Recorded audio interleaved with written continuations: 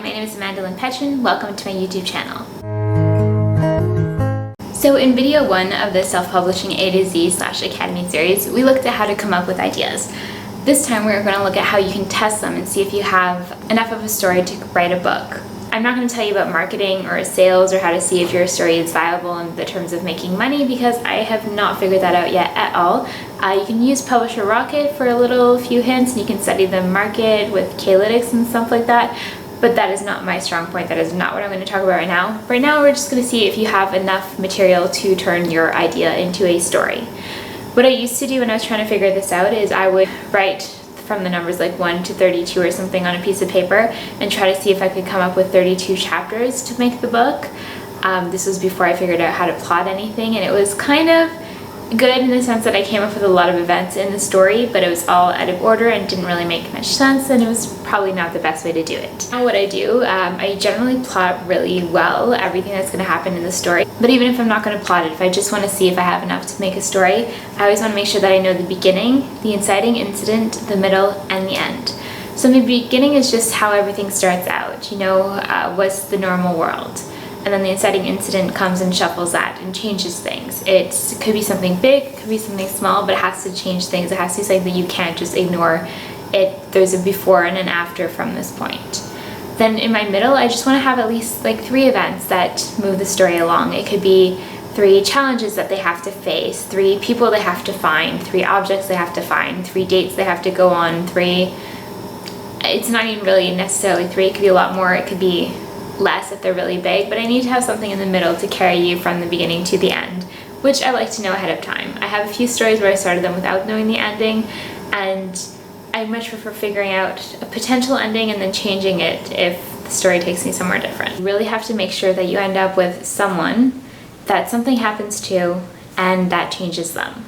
That isn't to say that you can't have somebody start out and end off with the same situation, but they have to have changed somewhat internally if the exterior is the same. So you can have, you can start off with a woman who's alone and end off with a woman who's also alone. But she has to have learned a lesson, or she got over an ex, or she got the job that she always wanted and realized that that's really her happy ending. You can't have the character and the plot and everything just end up with the same.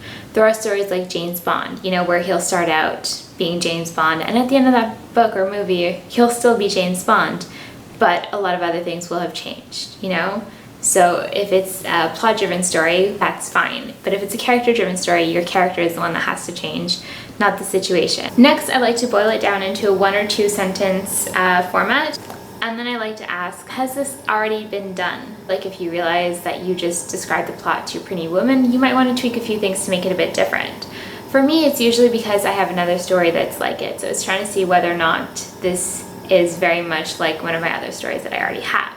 For instance, I have a lot of stories that start out with an actress who is forced to work with her ex-lover on set. I'm fascinated by the fact that, if you break up with your co-star, you still have to work with them. And sometimes the show will write around that to help you out, but sometimes you just have to go there every single day and pretend to be in love with this person who broke your heart. And I think that it's heartbreaking, and it really inspires me to write a lot of stories. I've decided to just turn them into a series of Hollywood romances. But what I need to do to make sure that even in the series I can't have them be too similar. So I like to think of, who is my heroine? What is her flaw? What is keeping her from love? Who is my hero? What did he do? What did she do? What broke them up originally? What happens in the story? What kind of set are they on? There's all kinds of questions that I ask to try and see, is this story sufficiently different from the other one that I wrote that I should write this one too? Or should I just kind of combine it to make the other one more interesting, or should I just drop it entirely? At the end, one thing that you might like to do is to see if you have enough content to write a book. It's happened to me sometimes where I have a story and I think it's so great and I realize that 8,000 words in and I'm completely done with that story. So before you get started, you might want to write a list of a mind dump of everything that you can think of in this story. All the scenes, all the events, everything that you think could happen, everything that you've imagined for it. Sometimes you'll realize oh my god, this is going to be a series, I need more than one book, this is an epic fantasy. And sometimes you might realize this is just going to be a short story, which is completely fine. Before I might have added things and put all kinds of padding to try and make it get to the length that I wanted it to be. But lately I've just kind of accepted that if this is going to be a short story, it's going to be a short story, and if it's a full-length novel, it'll be a full-length novel, but I'm not going to I'm not going to sacrifice this story in order to meet a word count. If my story passes all these tests, you know, it's something that hasn't been done before, or at least not quite the same way, and I think that I have a new twist that would make it interesting for people to read, even if they have read something similar before. If I know that I have a beginning and a middle and an end, an inciting incident, and I have all the components that make it a story, then I pass on, go on to the next level, but that will be in another video. If you enjoyed this video, please like it. If you want to subscribe to my channel, you can do that below, and also ring the bell so that you can get notified every time I post a new video, which will be every Tuesday at 10 a.m. Eastern.